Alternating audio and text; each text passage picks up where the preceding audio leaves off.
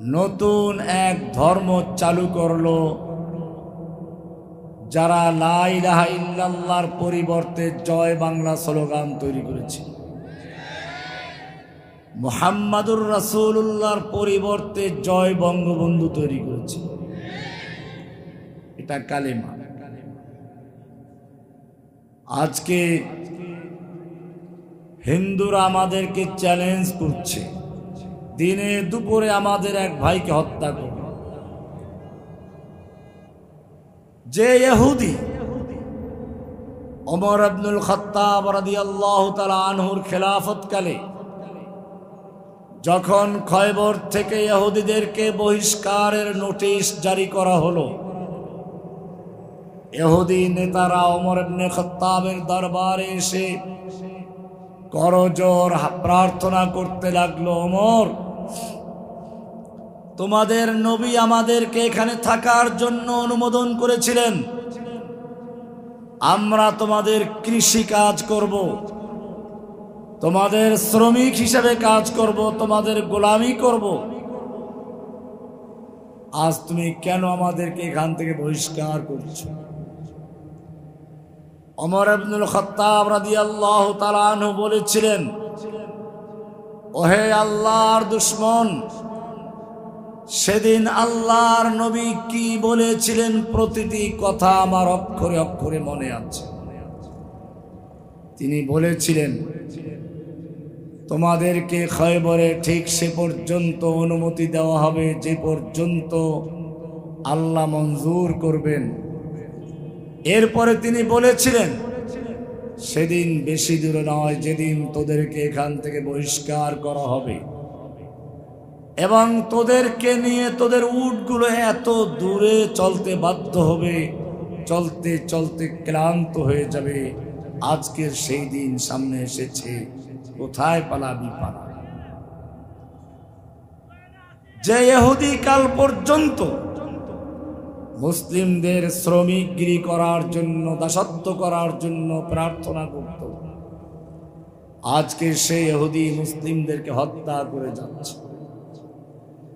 যে হিন্দুরা মুসলিম শাসকদের পা চাটা গোলামি করত, আজকে তারা মুসলিমদেরকে চ্যালেঞ্জ করে যাচ্ছে, হিন্দু হিন্দি हिंदुस्तान जबन भेजो पाकिस्तान, गो हमारी माता है तुम उसको खाता है, तुमको चाहिए पाकिस्तान या भेजेंगे कब्रिस्तान। কেন কাফেরদের এত শক্তি কোত্থেকে? রহস্যটা কোথায়? আমাদের সে কারণ খুঁজে বের করা প্রয়োজন। রাসূলুল্লাহ সাল্লাল্লাহু আলাইহি ওয়াসাল্লাম সাহাবায়ে কেরামদের নিয়ে বসে আছেন,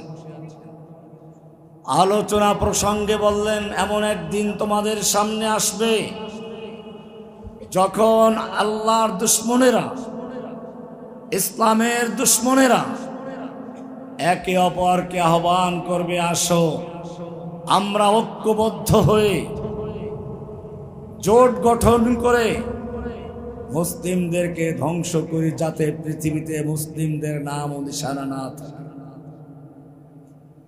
যেরকম ভাবে দস্তরখান বিছিয়ে খাবার তৈরি করে মেহমানদের সম্মানের সঙ্গে ডাকা হয়, সেরকম তারা ডাকবে। সাহাবায়ে কেরাম আশ্চর্য হলেন, আমরা মাত্র 1 লক্ষ বা 1.5 লক্ষ সাহাবী, আমাদের ভয়ে বর্তমান বিশ্বের সুপার পাওয়ার গুলো থরথর করে কাঁপে, আর সেই সময় কাফেরদের এত বড় সাহস হবে কি? প্রশ্ন করলেন, ইয়া রাসূলুল্লাহ, তখন কি মুসলিমদের সংখ্যা আমাদের চেয়েও কমে যাবে? আল্লাহর রাসূল সাল্লাল্লাহু আলাইহি ওয়াসাল্লাম বললেন, না, তোমাদের সংখ্যা তোমাদের চেয়ে অনেক বেশি হবে, লক্ষ কোটি গুণ বেশি হবে। ওয়ালাকিন্নাকুম গুসাউন কাগুসাইস সাইল, কিন্তু জেনে রাখো তোমাদের মুসলিমদের অবস্থাটা হবে ঠিক সেরকম যেরকম তুফানের সময় পানির উপরে কচুরিপানা, ময়লা আবর্জনা, ভাসমান খড়কুটা ভেসে যায়, ঠিক তেমনি ভাবে মুসলিম উম্মার অবস্থা হবে সেরকম। খড়কুটা, ময়লা আবর্জনা, কচুরিপানা যখন পানির উপরে ভাসে, পানির স্রোত যেদিকে নিয়ে যায় সেদিকে চলে যায়, আবার বাতাসে একদিকে ধাক্কা মারে সেদিক চলে যায়, ওদের কোনো নিজস্ব ভিত্তি থাকে না। ঠিক তেমনি ভাবে মুসলিম উম্মার তখন নিজস্ব কোনো ভিত্তি থাকবে না। মুসলিমদের সম্পর্ক, শক্তির উৎস আল্লাহ, এটার কোনো ভিত্তি থাকবে না। তাদের শক্তির উৎস হবে নরেন্দ্র মোদী, কারো হবে রাশিয়া, কারো আমেরিকা, কারো চায়না, আর ওরা তুফানে, ওদের তুফানে যেদিকে নিয়ে যায় সেদিক যেতে বাধ্য। অথচ তোমাদের ভয় আজকে থরথর করে কাঁপে কেন? তোমাদের ভরসা তাদের উপরে না, তোমাদের ভরসা কোথায়? আলম তারা কাইফা দারাবাল্লাহু মাসালান কালিমাতান তাইয়্যিবাহ আসলুহা সাবিতুন ওয়া ফারউহা ফিস সামা।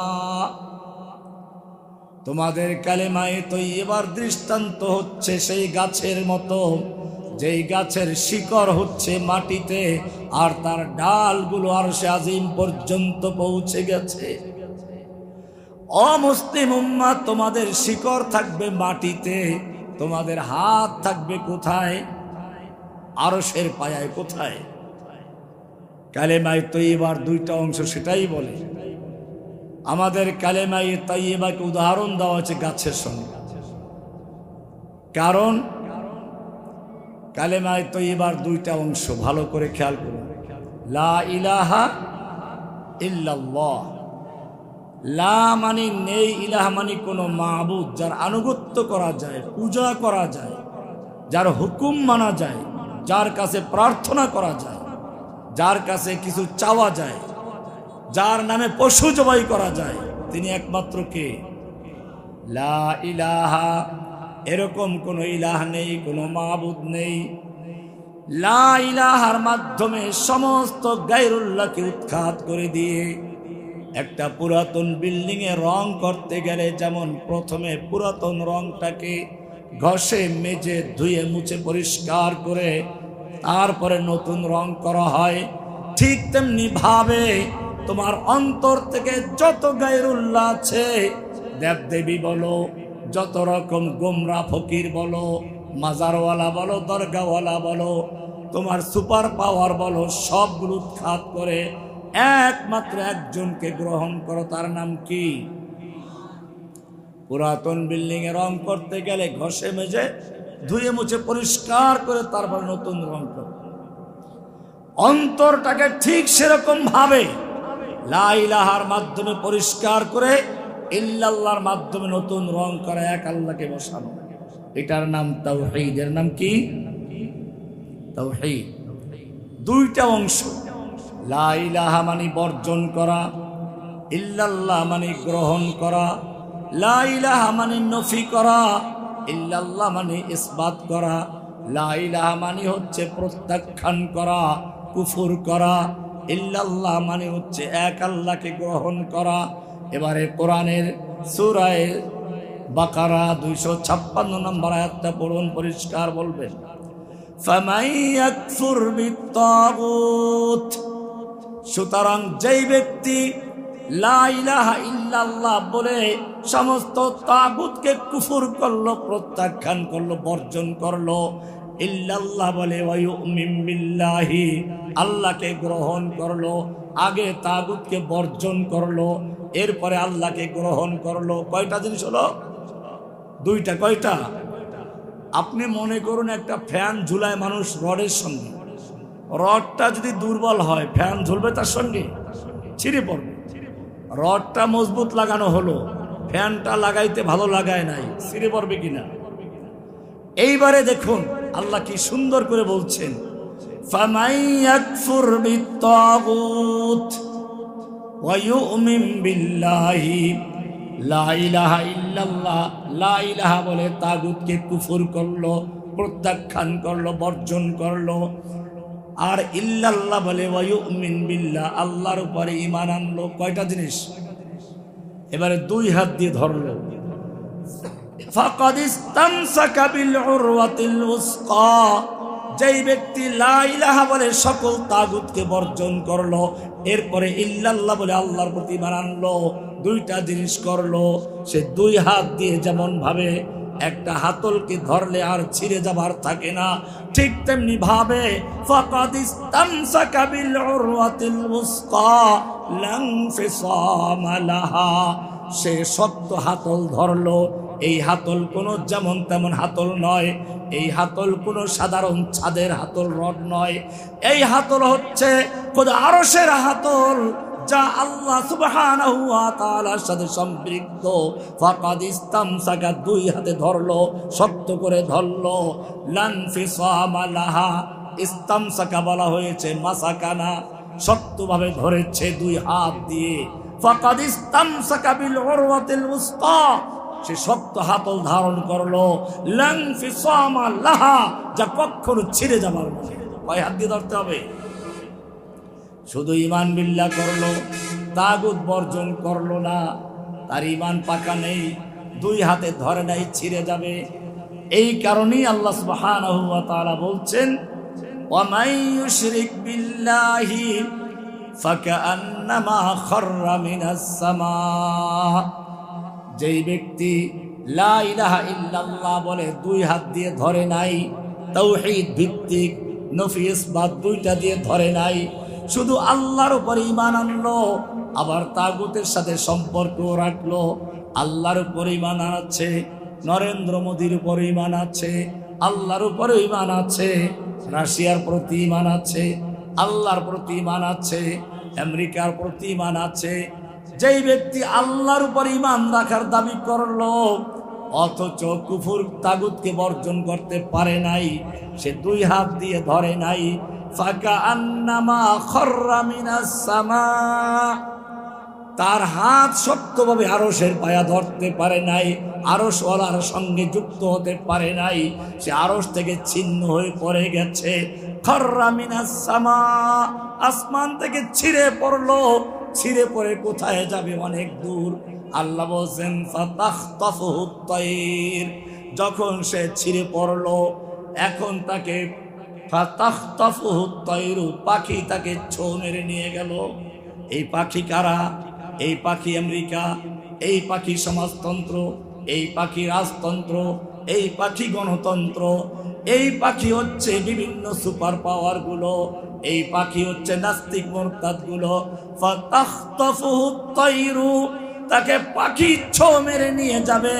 আও তাহভি বিহির রিহু ফি মাকানিন সাহিক, অথবা বাতাস তাকে অনেক দূরে মরুভূমিতে নিয়ে ফেলে দিবে।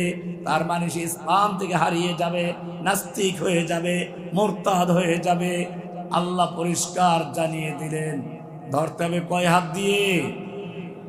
লা ইলাহা।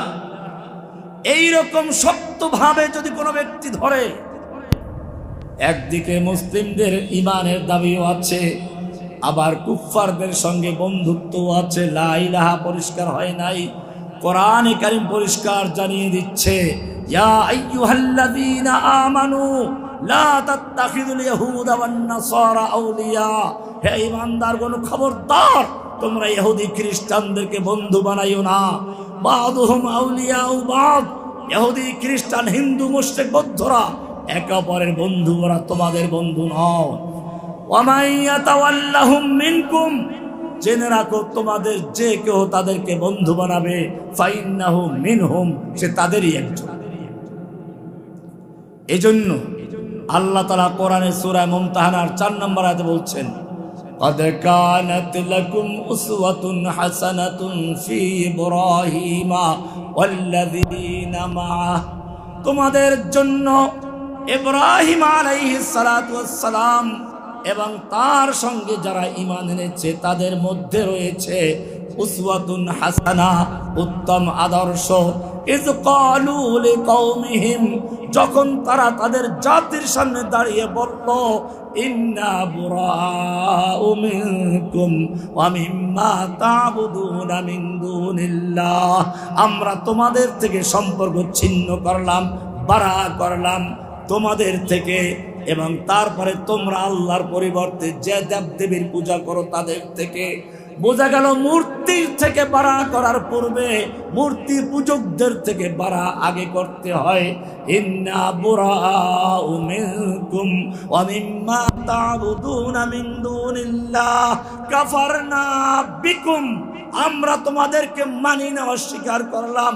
ওয়াবাদা বাইনানা ওয়া বাইনাকুমুল আদাওয়াতু ওয়াল বাগদাউ আবাদান, আমাদের মাঝে তোমাদের মাঝে চির শত্রুতা, চির ঘৃণা শুরু হয়ে গেল। হাত্তা তুমিনু বিল্লাহি ওয়াহদাহু, যতক্ষণ না তোমরা এক আল্লাহর উপর ঈমান আনবে ততক্ষণ পর্যন্ত তোমাদের সঙ্গে আমাদের কোনো বন্ধুত্ব নয়। লা ইলাহা, লা ইলাহা বলে সব বর্জন করলো, ইল্লাল্লাহ বলে শুধু আল্লাহকে গ্রহণ করলো, কোনো বন্ধুত্ব নাই, বারা করা হচ্ছে, সম্পর্ক ছিন্ন করে দেওয়া হচ্ছে। আল্লাহ রাব্বুল আলামিন আরো স্পষ্ট করে বলছেন, লা তাজিদু কওমান ইউমিনুনা বিল্লাহি ওয়াল ইয়াউমিল আখির, তুমি এমন কোন লোক দেখতে পাবে না, এমন কোন চরিত্র হতে পারে না যে আল্লাহর উপর ঈমান আনবে, পরকালে বিশ্বাস করবে, আবার ইউআদ্দুনা মান হাদ্দাল্লাহ ওয়া রাসূলাহ, আল্লাহ এবং আল্লাহর রাসূলের দুশমনের সঙ্গেও বন্ধুত্ব করবে, মুমিন দাবি করবে, পরকালে বিশ্বাস করে সেই দাবিও করবে, আবার হিন্দুর সঙ্গে বন্ধুত্ব করবে, ইহুদির সঙ্গে বন্ধুত্ব করবে, খ্রিস্টানের সঙ্গে বন্ধুত্ব করবে। লা তাজিদু কওমান, এমনটা হতে পারে না। কে বলেছেন? ওয়ালাউ কানু উলি কুরবা ওয়ালাউ কানু আবাআহুম, হোক না সে বাপ দাদা হোক, আও আবনাআহুম, অথবা সন্তান হোক। আবু বকর রাদিয়াল্লাহু তাআলা আনহু বদরের যুদ্ধে যুদ্ধ করছে, তার ছেলে আব্দুর রহমান তখন কাফেরদের সঙ্গে যুদ্ধ করছে। ইসলাম কবুল করার পরে আব্দুর রহমান বলছেন, আব্বাজান, বদরের যুদ্ধে আপনি আমার তরবারির নাগালে তিনবার এসে গেছিলেন, ইচ্ছে করলে আপনাকে হত্যা করতে পারতাম, কিন্তু আপনি আমার আব্বা, সেজন্য মারি নাই। আবু বকর গর্জে উঠে বললেন, বাচ্চা ছেলে, তোমার ভাগ্য ভালো, সেদিন বদরের যুদ্ধে একবারের জন্য তোমাকে আমি তলোয়ারের নাগালে পাই নাই। যদি একবারের জন্য তোমাকে সেদিন আমার তলোয়ারের নাগালে পেতাম, আল্লাহর ভালোবাসার পরিচয় দিতে গিয়ে তোমাকে এক কোপে দ্বিখণ্ডিত করে ফেলতাম। ওয়ালাউ কানু আবাআহুম আও আবনাআহুম আও ইখওয়ানাহুম, হোক না সে ভাই। এটা কেন? মুসাব ইবনে উমাইর রাদিয়াল্লাহু তাআলা আনহু মক্কার সবচেয়ে বড় ধনীর আদরের দুলাল ছিলেন। ইসলাম কবুল করার কারণে তাকে মদিনায় হিজরত করতে হয়েছিল বিনা কাপড়ে, শুধু একটা লুঙ্গি ছিল। মদিনায় যিনি সর্বপ্রথম দাওয়াত নিয়ে যান, বদরের যুদ্ধে আল্লাহর নবীর সঙ্গে তিনিও আছেন, আর তার ভাই ওবায়েদ বিন ওমায়ের কাফেরদের সঙ্গে যুদ্ধ করতে এসেছে। 70 জন যে বন্দী হলো, তার মধ্যে তার ভাইও আছে। মুসাব বিন উমাইরকে দেখে তার ভাই বলল যে, ভাই, তোমার লোকেরা আমাকে বন্দী করছে, একটু হালকাভাবে বন্দী করতে বলো, আমি না তোমার ভাই।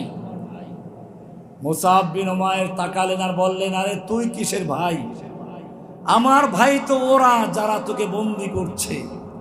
সাহাবায়ে কেরামদেরকে বলেন, ওকে ভালো করে বন্দী করো, ওর মা মক্কার সবচেয়ে বড় ধনী, অনেক বড় মুক্তিবন্দী, ওকে ছাড়াতে আসবে, ওরে ভালো করে বাঁধো। আল্লাহ খুশি হয়ে বললেন, ওয়ালাউ কানু আবাআহুম আও আবনাআহুম আও ইখওয়ানাহুম আও আশীরাতাহুম। এটা কেন? ওমর ইবনে খাত্তাব রাদিয়াল্লাহু তাআলা আনহু বদরের যুদ্ধে বন্দীদের সম্পর্কে বললেন, পরামর্শ হচ্ছে বন্দীদের কি করা যায়। বেশিরভাগ সাহাবায়ে কেরামদের পরামর্শ ছিল, এদেরকে মুক্তিপণ নিয়ে ছেড়ে দেওয়া হোক, কারণ এরা তো আমাদেরই আত্মীয় স্বজন। একসময় তারা ইসলাম কবুল করবে, এছাড়া আমাদের টাকা পয়সারও দরকার আছে। ওমর ইবনে খাত্তাব বলেছিলেন যে না, এরা মক্কার ক্রিম লিডার, এগুলো সব মাথা কেটে দেওয়া হোক, এবং কাটার ক্ষেত্রে আমাকে যার যে আত্মীয় সে তাকে হত্যা করে। অমুক অমুক আমার আত্মীয় আছে, তাদেরকে আমার দায়িত্ব দাও, আমি হত্যা করব। আল্লাহর মঞ্জুর ছিল এটাই, কিন্তু ফয়সালা হয়ে গেল। বেশিরভাগ সাহাবায়ে কেরাম পরামর্শ দিলেন মুক্তিপণ নিয়ে ছেড়ে দেওয়া হোক, সেটাই হলো। পরবর্তীতে ওমরের পক্ষে আয়াত নাজিল হলো। আল্লাহ খুশি হয়ে আয়াতে সংযোগ করলে আওয়াশিরাতাহুম, হোক না তারা নিকটাত্মীয়। লা তাজিদু কওমান ইউমিনুনা বিল্লাহি ওয়াল ইয়াউমিল আখির, যারা ঈমানের দাবি করে, পরকালে বিশ্বাস করে, আল্লাহর প্রতি ঈমান রাখে, দাবি করে, তুমি এমন কোন লোককে পাবে না যে আল্লাহকেও ভালোবাসবে, ঈমানের দাবিও করবে, আবার কাফেরদের সঙ্গে বন্ধুত্ব করবে। বোঝা গেল কোন মুমিন কাফেরের সঙ্গে অন্তরঙ্গ বন্ধু হতে লা ইলাহা ইল্লাল্লাহ বলে, লা ইলাহা, কোন ইলাহা নেই, কোন বন্ধুত্ব নেই। বন্ধুত্ব হবে কার জন্য? আল্লাহ যাদেরকে ভালোবাসতে বলেছেন তাদের ভালোবাসবো, আল্লাহ যাদেরকে বর্জন করতে বলেছেন তাদের বর্জন করব। লা ইলাহা। আল্লাহর রাসূল সাল্লাল্লাহু আলাইহি ওয়াসাল্লাম সেজন্য বললেন ওয়ালাকিন্নাকুম গুসাউন কাগুসাইস সাইল, তোমাদের অবস্থা হবে তুফানের সময় পানির উপরে ভাসমান খড়কুটা যেরকম ভাসে, ঠিক এরকম। লা ইলাহা ইল্লাল্লাহ পড়বে, আবার দাবি করবে সকল ক্ষমতার মালিক জনগণ। আছে না? সকল ক্ষমতার মালিক কে? লা ইলাহা ইল্লাল্লাহ বলে আপনি পরিষ্কার ঘোষণা করছেন লা ইলাহা, কোনো ক্ষমতার মালিক নাই, কোনো ক্ষমতার অধিকারী নাই। জনগণ ক্ষমতার মালিক নয়, আমেরিকা ক্ষমতার মালিক নয়, ভারত ক্ষমতার মালিক নয়, ইন্ডিয়া ক্ষমতার মালিক নয়, রাশিয়া ক্ষমতার মালিক নয়, চায়না ক্ষমতার মালিক নয়, তোমার দুনিয়ার কোনো শক্তি কোনো ক্ষমতার মালিক নয়। লা ইলাহা ইল্লাল্লাহ সমস্ত ক্ষমতার মালিক কে? কোরআন কি সুন্দর করে পরিষ্কার করে জানাচ্ছে। সূরা আলে ইমরানের 26 নম্বর আয়াতে বলা হচ্ছে কুলিল্লাহুম্মা মালিকাল মুলক, ও আল্লাহ তুমি সমস্ত ক্ষমতার মালিক, তুতিল মুলকা মান তাশাউ, তুমি যাকে ইচ্ছা তাকে ক্ষমতা দান করো। ক্ষমতা দেওয়ার মালিক কে? ওয়া তানজিউল মুলকা মিম্মান তাশাউ, তুমি যার থেকে ইচ্ছা ক্ষমতা ছিনিয়ে নাও। হরেক রকমের খাবার তৈরি করে নিজেও খাবে, পুলিশকে খাওয়াবে, অফিসারদের খাওয়াবে, এরপরে ছাত্রদেরকে গুলি করার জন্য অর্ডার করবে। হাজার প্রকারের খাবার তৈরি করে রাখলো, কিন্তু তুমি এমন ভাবে ক্ষমতা ছিনিয়ে নিলে একটু রান্না করা খাবার খাওয়ার সুযোগটাও দিলে না। ওয়া তানজিউল মুলকা মিম্মান তাশাউ, ক্ষমতা ছিনিয়ে নেওয়ার মালিক কে? একটু বক্তব্য রেকর্ড করার জন্য আবেদন জানালো।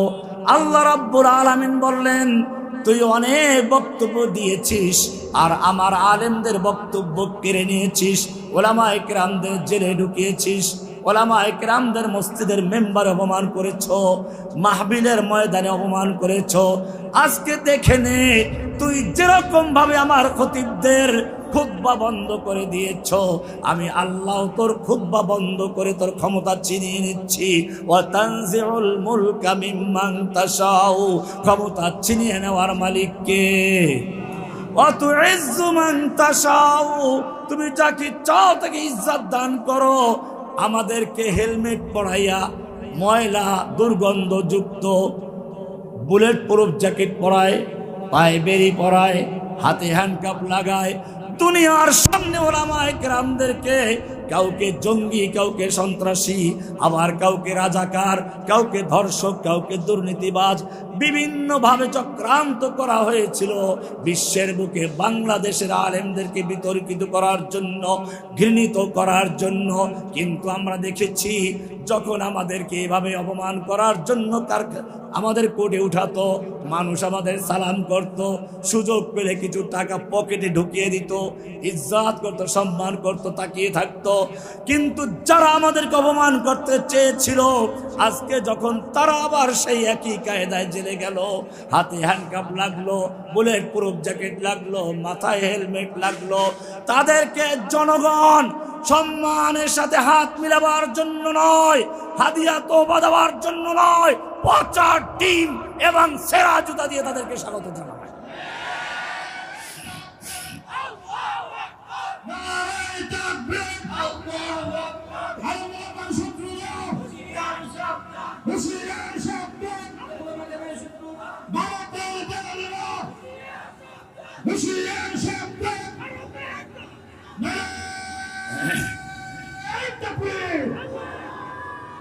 وتعز من تشاء وتذل من تشاء بيدك الخير। সমস্ত ক্ষমতার মালিক কে? লা ইলাহা ইল্লাল্লাহ পরিষ্কার জানিয়ে দিচ্ছে ক্ষমতার মালিক কোন জনগণ নয়, ক্ষমতার মালিক কে? লা ইলাহা ইল্লাল্লাহর মানে হচ্ছে আইন বিধান দেওয়ার মালিক কে? যুগে যুগে আল্লাহ তাআলা আইন দিয়েছেন, সর্বশেষ যে আইনের কিতাব দিয়েছেন সেই কিতাবের নাম কি? কোরআন। কেন এলো? কোরআনকে আমরা জিজ্ঞেস করব। ইন্না আনজালনা ইলাইকাল কিতাবা বিল হাক্কি, হে নবী আপনাকে আমি একটি কিতাব দান করেছি সত্য সহকারে। কেন কিতাব দিয়েছি? লিতাহকুমা বাইনান নাসি বিমা আরাকাল্লাহ, এই কিতাবের মাধ্যমে আপনি সংসদ চালাবেন, আদালত চালাবেন, সমাজ চালাবেন, রাষ্ট্র চালাবেন, ব্যাংক চালাবেন, সব চলবে কি দিয়ে? কোরআন দিয়ে। কিন্তু এই কোরআনের বিধান যারা না মানবে তারা কি হবে? আল্লাহ ধিক্কার জানাচ্ছেন আর বলছেন সূরা নিসা 60 নম্বর আয়াতে বলছেন, আলাম তারা ইলাল্লাযীনা ইয়াজউমুনা আন্নাহুম আমানু বিমা উনজিলা ইলাইকা ওয়া মা উনজিলা মিন ক্বাবলিক। হে নবী আপনি কি ওই সমস্ত লোকদেরকে দেখেন নাই যারা দাবি করে আপনার প্রতি নাজিলকৃত কিতাব মানে কোরআনের উপর ঈমান এনেছে, ওয়া মা উনজিলা মিন ক্বাবলিকা পূর্বের সকল আসমানি কিতাবের প্রতি ঈমান এনেছে। কোরআন মানে আসমানি কিতাব সব মানে, আমানতু বিল্লাহি ওয়া মালাইকাতিহি ওয়া কুতুবিহি ওয়া রুসুলিহি সব মানে। কিন্তু যখন বিচার ফয়সালার বিষয়টা আছে তখন তাদেরকে দেখা যায় কোরআনের বিচার মানতে রাজি না। ইউরিদুনা আইয়াতাহাকামু ইলাত তাগুত, তারা সেই তাগুতের আদালতে বিচার নিয়ে যায়। ব্রিটিশের আইন দিয়ে তারা আদালত চালায়, নিজেদের তৈরি করা মানব রচিত আইন দিয়ে তারা সংসদ চালায়। তারা আল্লাহর বিধান দিয়ে, কোরআন দিয়ে যদিও দাবি করে কোরআন মানি, হাদিস মানি, সব মানি, কিন্তু কোরআনের বিচার মানে না, কোরআনের ফয়সালা মানে না। ওয়াকাদ উমিরু আইয়াকফুরু বিহি, ওরা তাগুতের আইন দিয়ে বিচার করে, ব্রিটিশের আইন দিয়ে বিচার করে, ইহুদি খ্রিস্টানদের তৈরি করা আইন দিয়ে বিচার করে। ওয়াকাদ উমিরু আইয়াকফুরু বিহি, ওদেরকে বলা হয়েছিল কে বর্জন করতে। ওয়ায়ুরিদুশ শাইতানু আইয়ুদিল্লাহুম দালালাম বাঈদা। এবারে আল্লাহ তাআলা আরেকটু সামনে গিয়ে বলছেন সূরা নিসার 65 নম্বর আয়াতে বলছেন, ফালা ওয়া রাব্বিকা লা ইউমিনুন, হে নবী আপনার রবের কসম খবরদার ওরা মুমিন নয়। যতই দাবি করুক ঈমান এনেছি আল্লাহর উপর, ঈমান এনেছি পরকালের উপর, ঈমান এনেছি কোরআনের উপর, ঈমান এনেছি আসমানি সব কিতাবের উপর, ফালা ওয়া রাব্বিকা লা ইউমিনুন, ওরা খবরদার খবরদার মুমিন নয়, ওরা ঈমানের দাবিতে সত্য নয়। হাত্তা ইউহাক্কিমুকা ফীমা শাজারা বাইনাহুম, তাদের মামলা মোকদ্দমার ক্ষেত্রে যতক্ষণ পর্যন্ত আপনার কাছে বিচার ফয়সালার জন্য না আসে, কোরআনের কাছে বিচার নিয়ে না আসে, কোরআনের সংসদ কায়েম না করে, কোরআনের আদালত কায়েম না করে, সুম্মা লা ইয়াজিদু ফি আনফুসিহিম হারাজাম মিম্মা কাদাইতা, অতঃপর আপনি যেই বিচার ফয়সালা করবেন, কোরআন যেই শাসন দিবে, এই কোরআনের বিধানের সম্পর্কে তাদের মনের মধ্যে কোনো সংশয় থাকবে না, দ্বিধাদ্বন্দ্ব থাকবে না। ওয়ায়ুসাল্লিমু তাসলিমা, সম্পূর্ণরূপে মেনে নিবে। এটা না করা পর্যন্ত সে মুমিন হতে পারে না। বোঝা গেল যেই লোকেরা দাবি করে কোরআন মানে হাদিস মানে, কিন্তু কোরআনের বিচার মানে না, আইন আদালত চলে না, সংসদে কোরআন চলবে না, আদালতে চলবে না, ব্যাংকে চলবে না, এরকম বিশ্বাস যারা করে অমুসলিম চিৎকার করে বলে তারা মুসলমান না কাফের। পরিষ্কার সূরা মায়দার 44, 45, 47 নম্বরে বলা আছে, ওয়ামান লাম ইয়াহকুম বিমা আনজালাল্লাহু ফাউলাইকা হুমুল কাফিরুন ফাউলাইকা হুমুজ জালিমুন ফাউলাইকা হুমুল ফাসিকুন। যারা আল্লাহর নাজিলকৃত আইন দিয়ে বিচার ফয়সালা করে না, আল্লাহর নাজিলকৃত কোরআন দিয়ে যারা সংসদ চালায় না, আদালত চালায় না, আল্লাহর আইন বাতিল করে যারা বিকল্প আইন তৈরি করে, আল্লাহ পরিষ্কার বলেছেন ওরাই কাফের, ওরাই জালেম, ওরাই ফাসিক। লা ইলাহা ইল্লাল্লাহ পড়ি সকলে।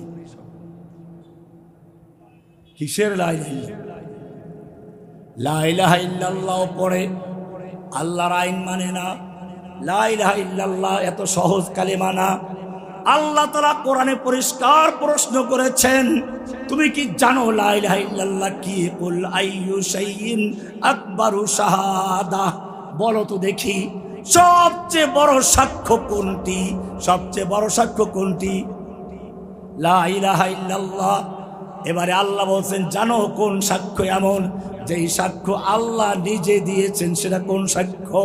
শাহিদাল্লাহু আন্নাহু লা ইলাহা ইল্লা হুয়া ওয়াল মালাইকাতু ওয়া উলুল ইলমি কাইমান বিল কিসত। লা ইলাহা ইল্লাল্লাহর সাক্ষ্য আল্লাহ নিজে দিয়েছেন। এই সাক্ষ্য দেওয়া ছাড়া তোমার আযান হয় না, এই সাক্ষ্য ছাড়া তোমার ইকামত হয় না, এই সাক্ষ্য ছাড়া তোমার খুতবা হয় না, এই সাক্ষ্য দেওয়া ছাড়া তোমার ইসলামও হবে না। ফালাম আন্নাহু লা ইলাহা ইল্লাল্লাহু, জেনে রাখো সাক্ষ্য দিতে হলে বুঝে শুনে দিতে হয়, অন্তরে বিশ্বাস নিয়ে দিতে হয়। তুমিও যদি সত্যিকার মুসলিম হয়ে থাকো তাহলে জেনে বুঝে বলো লা ইলাহা ইল্লাল্লাহ। লা ইলাহা মানে নেই কোনো মাবুদ, নেই কোনো ইলাহ, নেই কোনো আইনদাতা, নেই কোনো বিধানদাতা। ব্যক্তি জীবনে, পারিবারিক জীবনে, সামাজিক জীবনে, রাষ্ট্রীয় জীবনে, আন্তর্জাতিক জীবনে, সব ক্ষেত্রে যত গায়রুল্লাহর শাসন আছে সব উৎখাত করে দিয়ে লা ইলাহা বলে বাতিল করে দিয়ে মন থেকে উৎখাত করে দাও। এরপরে শুধু একজনকে বসাও, ইল্লাল্লাহ বলে। কাকে? ব্যক্তি জীবনে আল্লাহকে, লা ইলাহা ইল্লাল্লাহ। সামাজিক জীবনে আইন চলবে কার? আল্লাহর। রাষ্ট্র জীবনে আইন চলবে কার? আল্লাহর। সংসদে আইন চলবে কার? আল্লাহর দেওয়া আইনের কিতাবের নাম কি? এই কোরআন যদি কোনো ব্যক্তি বিশ্বাস করে আর কোরআনের আইন না মানে, বরং কোরআনের আইন বাতিল করে দিয়ে আল্লাহ বলেছেন মদ হারাম, ইন্নামাল খামরু ওয়াল মাইসিরু ওয়াল আনসাবু ওয়াল আজলামু রিজসুম মিন আমালিশ শাইতানি ফাজতানিবুহু। মদ, জুয়া, লটারি, মূর্তি শয়তানের কাজ, তোমরা এগুলো বর্জন করো। আল্লাহর এই আয়াতকে বাতিল করে দিয়ে যারা মদের লাইসেন্স দিয়ে মদকে বৈধ করে দেয়, অমুসলিম উম্মাহ চিৎকার মেরে বলে তারা মুসলমান না কাফের। আল্লাহ বলেছেন সুদ হারাম। ইন্না আহাল্লাল্লাহুল বাই'a ওয়া হাররামার রিবা। এরপরে বলছেন ইয়া আইয়ুহাল্লাযীনা আমানুত্তাকুল্লাহা ওয়া যারু মা বাকিয়া মিনার রিবা ইন কুনতুম মুমিনিন। হে ঈমানদারগণ, তোমরা আল্লাহকে ভয় করো এবং তোমাদের যত পাওনা সুদ আছে সব ছেড়ে দাও। ফাইল্লাম তাফআলু, আল্লাহর বিধান জানার পরেও সুদ হারাম হওয়া জানার পরেও যদি বর্জন করতে না পারো, ফাযানু বিহারবিন মিনাল্লাহি ওয়া রাসূলিহি, তাহলে আল্লাহ এবং আল্লাহর রাসূলের সঙ্গে যুদ্ধের ঘোষণা করে দাও। কার সঙ্গে যুদ্ধ? আল্লাহ বললেন সুদ হারাম। এরপরেও যারা সোনালী ব্যাংকে, রূপালী ব্যাংকে, জনতা ব্যাংকে, পূবালী ব্যাংক, যত রকমের ব্যাংক আছে সব জায়গায় লাইসেন্স দিয়ে সুদ হালাল করে দিল। ও মুসলমান চিৎকার করে বলো, তারা কি মুসলিম হতে পারে? লা ইলাহা ইল্লাল্লাহ। সব জায়গায় হুকুম চলবে কার? হুকুম চলবে কার? এই কারণেই বলা হয় তাওহীদ হচ্ছে ইসলামের মূল ভিত্তি। একজন লোক শূন্য লিখেছে, শূন্য শূন্য শূন্য, কোনো মূল্য আছে? এবারে একটা এক লেখলো, প্রথমে এক, এরপরে একটা শূন্য, কত হয়ে গেছে? আর এক শূন্য কত হলো? আর এক শূন্য কত হবে? এক আছে। এবারে যত শূন্য দিবে তত একের মূল্য আর যদি এক না থাকে সব বাতিল। ঠিক তেমনি ভাবে লা ইলাহা ইল্লাল্লাহ যদি বুঝে শুনে সাক্ষী না দেওয়া হয়, লা ইলাহা ইল্লাল্লাহ বুঝে শুনে যদি বাস্তবায়ন না করা হয়, তাহলে সে যতই নেক আমল করে সব এগুলো জিরো, এগুলোর কোনো ভিত্তি নেই। ওই যে শোনেন না, একজনে কাল দাবি করতো, তার লোকেরা বলতো আমাদের নেত্রী তাহাজ্জুদ পড়ে আবার ভোর সকালবেলা কোরআন না পড়ে নাকি সে ঘর থেকে বের হতো না। এক তো এগুলো মিথ্যা কথা। এরপরে যদি সত্য হয়, জেনে রাখুন কোরআন পরিষ্কার বলছে, অনেক সময় আপনাদের বিভ্রান্তি আসে যে অনেক কাফেররা নেক আমল করে, তাদের মধ্যেও তো অনেক ভালো কাজ করে। ঠিক আছে, আবু জাহেলও কাফের, আবু তালেবও কাফের, দুই কাফের কি সমান? কিন্তু কাফের নিশ্চিত। কোরআন পরিষ্কার বলছে মাসালুল্লাযীনা কাফারু আমালুহুম কাসারাবিন বিকিআতিন, যারা কাফের তাদের যত নেক আমল আছে এগুলো সব মরিচিকা। পিচ ঢালা রাস্তায় দুপুরে তাকালে রৌদ্রের সময় পানি থই থই করে, আসলে পানি। মরুভূমিতে দূর থেকে তাকালে দেখা যায় পানির মতো, এগুলো কি পানি? এগুলোকে আরবিতে বলে সারাব। আল্লাহ তাআলা বলছেন আলাম তারা কাইফা মাসালুল্লাযীনা কাফারু, যারা কাফের, যাদের তাওহীদ ক্লিয়ার নেই, ঈমান ক্লিয়ার নেই, এমনি নেক আমল করে। আল্লাহ তাআলা বলছেন কাসারাবিন বিকিআতিন, এগুলো সব মরুভূমির সেই মরিচিকার মতো। ইয়াহসাবুহুজ যামআনু মা, দূরের থেকে তৃষ্ণার্ত লোকেরা পানি বলে মনে করে, দৌড় দিয়ে যায় পানি পান করার জন্য। হাত্তা ইযা জাআহু, যখন সেখানে চলে যায়, লাম ইয়াজিদহু শাইআ, কিছুই পায় না, সেখানে পায় আল্লাহকে। পরিষ্কার হয়ে গেল। আল্লাহর রাসূল সাল্লাল্লাহু আলাইহি ওয়াসাল্লাম যে হাদিস নিয়ে আলোচনা করছিলাম, বললেন তোমাদের সংখ্যা হবে অনেক বেশি, ওয়ালাকিন্নাকুম গুসাউন কাগুসাইস সাইল, কিন্তু তোমাদের অবস্থা হবে কিরকম? তুফানের সময় পানির উপরে ভাসমান খড়কুটা, কচুরি পানা, ময়লা আবর্জনা যেরকম ভেসে যায়, তোমাদের অবস্থা হবে সেরকম। সাহাবায়ে কেরাম প্রশ্ন করলেন, ইয়া রাসূলুল্লাহ, এর কারণটা কি হবে? আল্লাহর রাসূল সাল্লাল্লাহু আলাইহি ওয়াসাল্লাম বললেন, তোমাদের অন্তরের মধ্যে অহান ঢুকিয়ে দেবে, অহান। সাহাবায়ে কেরাম প্রশ্ন করলেন, আমাল ওয়াহান ইয়া রাসূলুল্লাহ, অহান কি জিনিস? আল্লাহর রাসূল সাল্লাল্লাহু আলাইহি ওয়াসাল্লাম বললেন, হুব্বুদ দুনিয়া ওয়া কারাহিয়াতুল মাউত।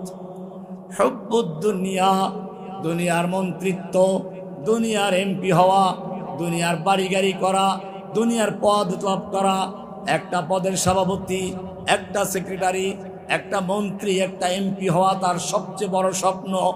এজন্য যদি সে কোরআন হাদিসের পথে চলে, লোকেরা তাকে ভালো জানবে না, জঙ্গি বলবে, সন্ত্রাসী বলবে, মৌলবাদী বলবে, উগ্রবাদী বলবে। এই কারণে সে আল্লাহর পথে থাকবে না। হুব্বুদ দুনিয়া, দুনিয়ার ভালোবাসা তাকে দিন থেকে সরিয়ে নিবে। ওয়া কারাহিয়াতুল মাউত, আল্লাহর পথে জীবন দেওয়া তোমাদের কাছে যেরকম প্রিয়, তোমরা যেমন আল্লাহর পথে জীবন দিতে পারলে খুশি হও, ওরা তখন আল্লাহর পথে জীবন দেওয়াকে সবচেয়ে বেশি অপছন্দ। আল্লাহর পথে জীবন দেওয়ার যে রাস্তাটা, সে রাস্তাটাই বন্ধ করে দিবে। খালি জীবন দিবে না তা না, জীবন দেওয়ার রাস্তাও বন্ধ করে দিবে। এই কারণে আজকে ভালো করে বুঝতে হবে, আল্লাহর রাসূল সাল্লাল্লাহু আলাইহি ওয়াসাল্লাম যুদ্ধ করছেন, উহুদের ময়দানে যুদ্ধের পোশাক পরা। আল্লাহর নবী সাল্লাল্লাহু আলাইহি ওয়াসাল্লামের কাছে এসে এক যুবক বলছে, ইয়া রাসূলুল্লাহ, এই আমার যৌবন, এ আমার তারুণ্য, এ আমার শক্তি, আমি যদি আল্লাহর রাস্তায় যুদ্ধ করতে করতে শহীদ হয়ে যাই, আমার জন্য কি পুরস্কার রয়েছে? আল্লাহর রাসূল সাল্লাল্লাহু আলাইহি ওয়াসাল্লাম বললেন, তুমি কি জানো না, ইন্নাল্লাহা আশতারা মিনাল মুমিনিন, নিশ্চয়ই আল্লাহ তাআলা ক্রয় করে নিয়েছেন মুমিনদের থেকে তাদের জান এবং মাল। কিসের বিনিময়ে? বিআন্না লাহুল জান্নাহ, জান্নাতের বিনিময়ে। কিসের বিনিময়ে? বেচা কিনা করতে গেলে চারটা জিনিস লাগে। একটা হচ্ছে বিক্রেতা, একজন ক্রেতা, একটা পণ্য, একটা মূল্য। কয়টা জিনিস লাগে? এবারে আয়াতটা ভালো করে বুঝুন। ইন্নাল্লাহা আশতারা, নিশ্চয় আল্লাহ ক্রয় করেছেন কাদের থেকে? মিনাল মুমিনিন, মুমিনদের থেকে ক্রয় করেছেন। কি ক্রয় করেছেন? আনফুসাহুম ওয়া আমওয়ালাহুম, মুমিনদের জান এবং মাল ক্রয় করেছেন। বিআন্না লাহুমুল জান্নাহ, জান্নাতের বিনিময়ে। এবারে প্রশ্ন করলো, আপনি জিজ্ঞেস করবেন রব্বুল আলামিন, আমরা যখন দোকান থেকে কোনো মাল কিনি, দোকানদারকে টাকা দিয়ে দেই, দোকানদার তার মাল আমাদের থলিতে দিয়ে যায়। ও রব্বুল আলামিন, আমরা তোমার কাছে আমাদের জান মাল বিক্রয় করে দিয়েছি, তুমি মালিক বনে গেছো, কিনে নিয়েছো, বলো তোমাকে আমরা আমাদের জান মাল কিভাবে হস্তান্তর করতে পারি? তোমার ব্যাগ, বাজারের ব্যাগটা কোথায়? আল্লাহ তাআলা বলছেন, ইউকাতিলুনা ফি সাবিলিল্লাহ, তারা আল্লাহর রাস্তায় যুদ্ধ করে, কিতাল করে। আমার কাছে যারা সত্যিকার জান এবং মাল বিক্রয় করে দিয়েছ, আমি যাদের মাল ক্রয় করে মালিক বনে গেছি, এবারে হস্তান্তর করতে চাও, শুনে রেখো কেমনে করবে। ইউকাতিলুনা ফি সাবিলিল্লাহি, আল্লাহর রাস্তায় তারা কিতাল করবে, যুদ্ধ করবে। ফায়াকতুলুনা ওয়া ইউকতালুন, তারা মারবে আর মরবে, মারবে আর। বোঝা গেল মারামারি আছে কিনা? আল্লাহর রাসূল নিজে বলেছেন, হাদিসগুলো খুলে দেখুন, ওয়ালা ওয়াদিতু আন উকতালা ফি সাবিলিল্লাহি সুম্মা উহইয়া সুম্মা উকতাল সুম্মা উহইয়া সুম্মা উকতাল, আমার ইচ্ছে হয় আল্লাহর রাস্তায় যুদ্ধ করতে গিয়ে আমি শহীদ হয়ে যাই, আবার জীবিত, আবার শহীদ, আবার জীবিত, আবার শহীদ হই। এরকম কয়েকবার বললেন। আল্লাহর রাসূল সাল্লাল্লাহু আলাইহি ওয়াসাল্লাম নিজেও যুদ্ধের ময়দানে আছেন। যুবক প্রশ্ন করলো, আল্লাহর রাসূল তাকে বলে দিলেন, আল্লাহ জান্নাত তোমাকে পুরস্কার দিবে। যুবক থলের ভিতর থেকে কয়েকটা খেজুর বের করলেন, কয়েকটা খেয়ে বাকিগুলো ছুঁড়ে মারলো, আর বললে এতগুলো খেজুর খেতে গেলে আবার জান্নাতে যেতে অনেক দেরি হয়ে যাবে। তলোয়ার নিয়ে যুদ্ধের ময়দানে ঝাঁপিয়ে পড়লো, যেদিকে যাচ্ছে সেদিকে লাশের স্তূপ করে দিচ্ছে। যুদ্ধ করতে করতে কাফেরদের ভিড়ের ভিতরে ঢুকে পড়েছে। পূর্ণিমার চাঁদ যেরকম কালো মেঘের ভিতরে ঢুকে যায়, সেরকম ঢুকে পড়েছে। যুবক কাফেরদের মধ্যে ঢুকে পড়েছে। সাহাবায়ে কেরাম ডাক দিলেন, ও যুবক, তুমি তো কুফফারদের ভিড়ে ঢুকে পড়েছো, ফিরে আসো। যুবক তাকালেন, চেহারায় রক্ত, ঠোঁটে মুচকি হাসি, বলছে, আমাকে যেতে দাও, আমি উহুদের পাহাড়ের দিক থেকে জান্নাতের সুগন্ধ আমার নাকি পাচ্ছি। বোঝা গেল সাহাবায়ে কেরামরা যেভাবে আল্লাহর রাস্তায় জীবন দেওয়াকে পছন্দ করতেন, ভালোবাসতেন। আল্লাহর রাসূল বলছেন, ওই সময় যখন কোটি কোটি মুসলমান থাকবে, কিন্তু তারা আল্লাহর রাস্তায় জীবন দেওয়াকে পছন্দ করবে না। হুব্বুদ দুনিয়া ওয়া কারাহিয়াতুল মাউত, যে কারণে আজকে আমরা দেখতে পাচ্ছি দ্বীন কায়েমের জন্য আল্লাহর নবী যেই পন্থা আমাদের দিয়ে গেছেন, আল্লাহর নবী যেই পদ্ধতিতে বদর, উহুদ, খন্দকে বিজয় করেছেন, সাহাবায়ে কেরাম যেভাবে বাইতুল মুকাদ্দাস বিজয় করেছিলেন, আফ্রিকা বিজয় করেছিলেন, ভারতবর্ষ বিজয় করেছিলেন, আজকে সেই তরিকা বাদ দিয়ে আমরা বিভিন্ন তরিকা আমদানি করছি। সমাজতন্ত্র, রাজতন্ত্র, গণতন্ত্রের ছয়লাভ চলছে, আমরা এ দিয়ে দিন কায়েম করতে যাচ্ছি। মনে রাখবেন, আল্লাহ রাব্বুল আলামিন কোরআনে পরিষ্কার বলেছেন, লাকাদ কানা লাকুম ফি রাসূলিল্লাহি উসওয়াতুন হাসানাহ, তোমাদের জন্য আল্লাহর রাসূলের মধ্যে রয়েছে উত্তম আদর্শ। এ কথা বলেন নাই, তোমাদের জন্য আব্রাহাম লিঙ্কনের মধ্যে রয়েছে উত্তম আদর্শ। গণতন্ত্র আল্লাহর নবীর যুগে ছিল না, সাহাবায়ে কেরামদের যুগে ছিল না, তাবেঈনদের যুগে ছিল না, খেলাফতের যুগে ছিল না, এমনকি বর্তমান যুগের তালেবানদের যুগেও নাই। সুতরাং যুগে যুগে ইসলাম বিজয় হয়েছে যে পথে, কিয়ামত পর্যন্ত ইসলাম বিজয় সে পথেই আসবে। নতুন কোন আবিষ্কৃত কুফফারদের পথে ইসলামের বিজয় আসতে পারে না। আল্লাহ সুবহানাহু ওয়া তাআলা আমাদের সকলকে বিষয়গুলিকে বুঝার এবং আমল করার তৌফিক দান করুন। ওয়া আখিরু দাওয়ানা আলহামদুলিল্লাহি রাব্বিল আলামিন। আসসালামু আলাইকুম।